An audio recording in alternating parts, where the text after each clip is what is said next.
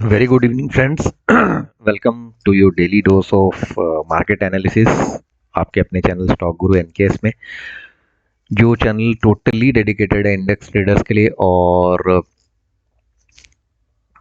Stock option traders के लिए। Okay, तो यहाँ पर मैं basically bank Nifty option, Nifty options और स्टॉक ऑप्शंस, ये तीन चीज़ों के बारे में ही डिस्कस करता हूँ। रोज शाम को एक वीडियो बनाता हूँ जिसमें आपको सुबह क्या हुआ था उसके बारे में बताने की कोशिश करता हूँ, अपनी एक एनालिसिस करता हूँ और अगले दिन के पॉसिबिलिटीज़ क्या है उसके बारे में बात करता हूँ। साथ में दिन में मैं लाइव स्ट्रीम करता हूँ, तो आप इस चैनल से जुड़िए।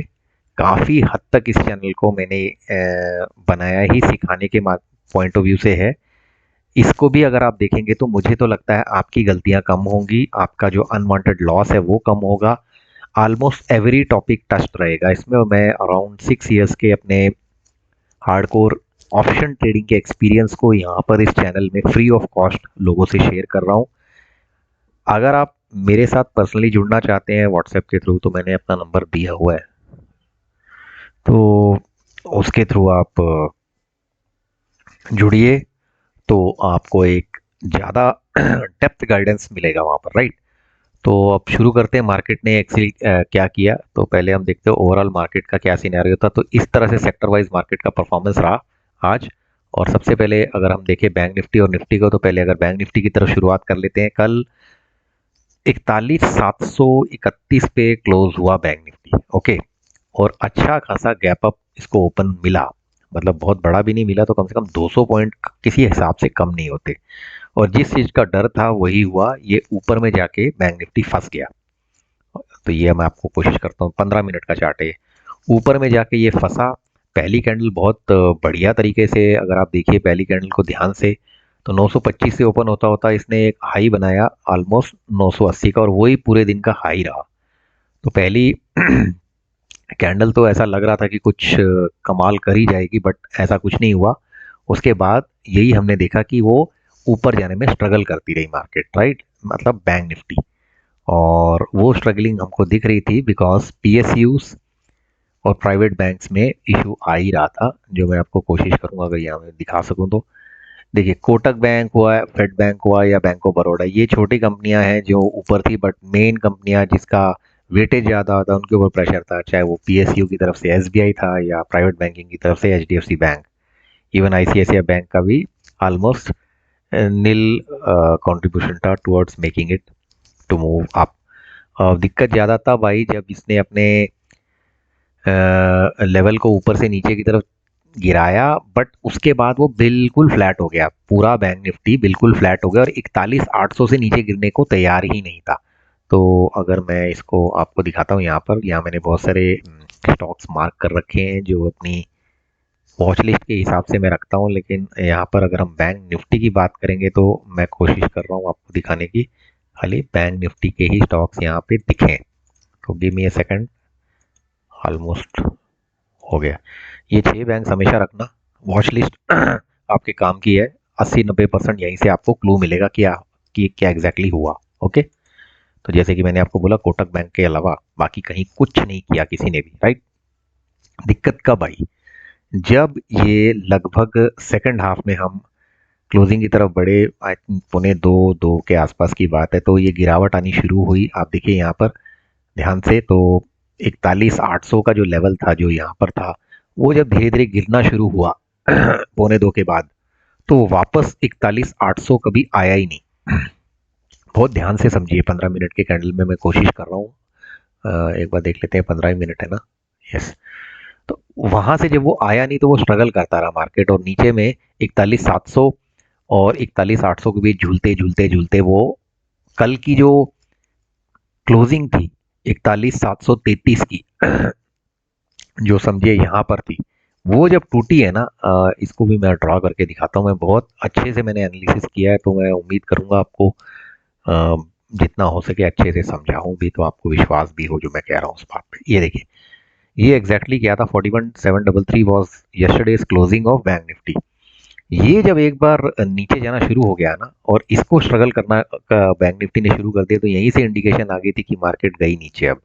और अनफॉर्चुनेटली वो गई सो गई, उसने 20 दिन का एक्सपोनेंशियल मूविंग एवरेज तोड़ा जो था 41,610, और वहां से तो फिर उसने 41,600 को भी तोड़ा, बस किस तरह 41,500 के ऊपर because of the open interest support नीचे उसने अपने आप को बचाया। बहुत बेकार परफॉर्मेंस था बैंक निफ्टी का, नॉट एक्सपेक्टेड था। ये जरूर एक्सपेक्टेड था कि साइड ऑन रहेगी मार्केट 41,800 से 42,000 के बीच, और मे भी कोई हल्की फुल्की शॉर्ट कवरिंग आएगी, लेकिन चांसेस कम ही लग रहे थे। जो ज़्यादा चांसेस थे यही थे कि अगर ऊपर गया भी तो एटलीस्ट 42,000 के ऊपर के जो 100 पॉइंट 42,100 तक जाए और एक अच्छी पॉजिटिव क्लोजिंग हो, बट ऐसा कुछ नहीं हुआ। So this was a weak closing, और वो आप देख सकते हो यहाँ पर 0.75 का पीसीआर है। एक से काफ़ी नीचे ही माना जाएगा, 0.8 से भी नीचे है, एक से भी नीचे है। Very bad performance from banks. अगर हम निफ्टी की बात करें तो again I will try to explain Nifty. देखो निफ्टी और बैंक निफ्टी में बहुत फर्क था। निफ्टी 20 पॉइंट प्लस भी क्लोज हुआ है, और निफ्टी का साथ दिया सबसे बड़ा वो था आईटी। आप ध्यान से देखिए, आज सुबह जो पैसा भी बनने की सबसे मेगा अपॉर्चुनिटी थी, मैंने अपनी लाइव स्ट्रीम में टेक महिंद्रा जैसे स्टॉक के बारे में बताया, मैंने लाइव स्ट्रीम में पीआई इंडस्ट्री के बारे में भी बताया। वो बेशक आईटी का नहीं था, लेकिन इतनी ज़बरदस्त अर्निंग अपॉर्चुनिटी थी। अगर आप मेरे लाइव स्ट्रीम्स नहीं देख रहे हो तो बहुत बड़े मनी मेकिंग अपॉर्चुनिटीज मिस कर रहे हो आप। मेटल भी ऊपर था क्योंकि अदानी नहीं गिरा आज। गिरावट वही थी बैंक्स की, ऑटो की, इन्होंने डुबोया आज को। लेकिन इस वजह से क्योंकि आईटी ऊपर था, बहुत इंपॉर्टेंट होता है आईटी का ऊपर रहना, उससे निफ्टी जो है संभल जाता है। तो निफ्टी का भी वही था, वो अपने हाई को जो एरिया था 18,100 के ऊपर को, 18,150 से तो नीचे ही रहा सारा समय, लेकिन साइड ऑन बहुत रहा। उसने अपने एरिया को यानी कि 18,000 को तो बहुत अच्छे से रेस्पेक्ट किया। आप देखिए एंड तक 18,000 को तोड़ने नहीं दिया उसने अपने 18,000 के लेवल को। ओके, और अपने 20 दिन के एक्सपोनेंशियल मूविंग एवरेज से काफ़ी ऊपर ही रहा वो। ओके, ये उसकी खासियत थी। तो ये मैंने आपको एक्सप्लेन किया यहाँ पर, और रीज़न भी आपको बताया। और ये आपको पता, आप अगर ध्यान से देखोगे इसके पीसीआर के डेटा को तो आप समझ जाओगे क्या हुआ। यहाँ पे कहाँ गया यार, ये एक के ऊपर है। तो पुट कॉल रेशियो को बहुत इंपॉर्टेंस दीजिए, आप समझोगे पुट कॉल रेशियो क्यों इंपॉर्टेंट है। आपका विक्स जो है वो फिर से नीचे ही था, 13 से नीचे विक्स है, यानी विक्स अगर कमज़ोर है तो कहीं ना कहीं मार्केट बहुत बुरी तरह गिरेगी नहीं, और एग्जैक्टली वैसा ही हुआ। मार्केट तो बुरी तरह गिरी नहीं, इनफैक्ट निफ्टी ने तो अपना पूरा पूरा कोशिश भी किया बचाने को, राइट। तो ये तो हो गया आज का। अब कल क्या हो सकता है उसके बारे में बात कर लेते हैं। उससे पहले F I I D I की देखिए परफॉर्मेंस स्ट्रेंज है।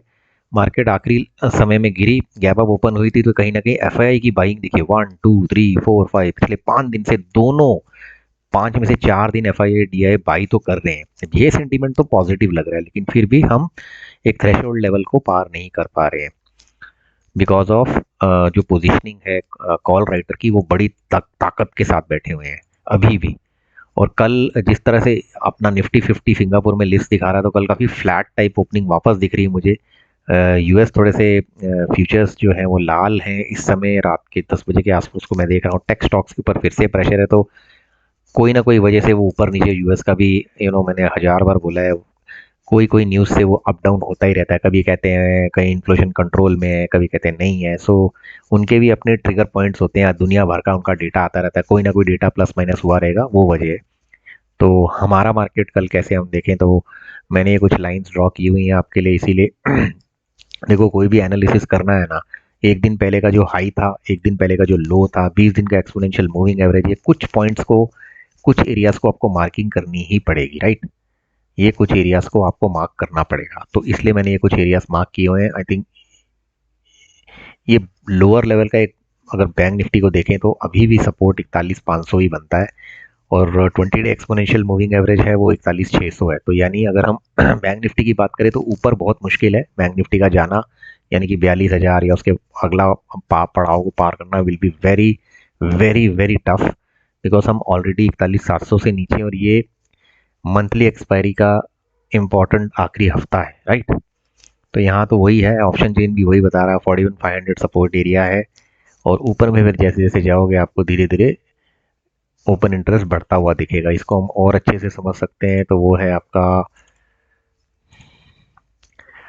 ओपन इंटरेस्ट का ये चार्ट। अब इसको बहुत ध्यान से समझो, 41,500 भी टशल है। अगर हम गैप डाउन ओपन हुए तो 41,500 नीचे कूटेंगे हम, तो फिर वही 41,300, याद रखना 41,300 41,400 यहाँ पर एक सपोर्ट है, धीरे धीरे नीचे में पुट राइटर की सपोर्ट आपको कहीं कहीं लेवल्स में मिलेंगी। एकदम हम पूरी तरह पटके नहीं जाएंगे, ये बात आप समझ लो, क्योंकि आज तो बैंक्स का हाल खराब था, तो अब कल इम्पोर्टेंट है कि क्या होता है, बड़े बैंक्स क्या करते हैं, पीएसयू क्या करता है, वो सबका डिसीजन ही डिसाइड करेगा। ऊपर बहुत प्रेशर है, हर लेवल पे इसको दिक्कत है। और कल मुझे गैप अप तो नहीं दिख रहा है, तो गैप अप होता हुआ दिख नहीं रहा। 42,000 अभी बहुत दूर है मंजिल। नीचे की तरफ बस किस तरह ये सपोर्ट ले ले, तो सपोर्ट एरियाज तो फिलहाल तो मुझे यही दिख रहा है। मेन सपोर्ट तो आपका 41,500, अगर वो टूटा तो आप देखिए यहाँ सीधा आप, मैं नीचे की बात ज़्यादा करूँगा, ये 15 मिनट का चार्ट है, 41,250 ये एरिया है आपका नीचे की तरफ। फिर वो धीरे धीरे पहले अपने 20 दिन के एक्सपोनेंशियल मूविंग एवरेज यानी कि 41,610 के पार जब तक नहीं होता तो बाइंग साइड नहीं जाना है। बहुत अच्छे से एक्सप्लेन किया बैंक निफ्टी को। निफ्टी हालांकि 18,000 पे बहुत मजबूत है। 17,890 ये इसका 20 दिन का एक्सपोनेंशियल मूविंग है, यानी लगभग 17,900 नीचे में इसका इंपॉर्टेंट एरिया है। 17,900 से ऊपर अगर नहीं जाती मार्केट तो निफ्टी भी कमज़ोर ही माना जाएगा, राइट। तो समझिए, एनालिसिस को बहुत ही सिंप्लीफाइड वे से समझाया। देखिए 18,000 कल गैप डाउन ओपन होने के चांस है, तो 17,900 से नीचे जाने के चांस मुझे बहुत कम लग रहे हैं कल। वर्स्ट टू वर्स्ट केस में अगर हुआ तो फिर 17,850 भी है। ऊपर की तरफ गैप अप ओपनिंग मुझे इसमें भी नहीं लग रही। तो आई होप आपने इस एनालिसिस को देखा, समझा। चैनल को आप धीरे धीरे रोज मेरे से लोग जुड़ रहे हैं। मैं चाहता हूँ इसकी एनालिसिस वीडियो से लेके स्ट्रीम वीडियोस को आप ज़्यादा से ज़्यादा देखें, वायरल करें, लोगों में फैलाएं, रोज़ पार्टिसिपेट करें लाइव स्ट्रीम में, अपनी एनालिसिस, अपनी राय बताएं, और मुझे सुझाव दें और क्या किया जा सकता है। So please keep supporting this channel. Thanks for watching. Bye bye.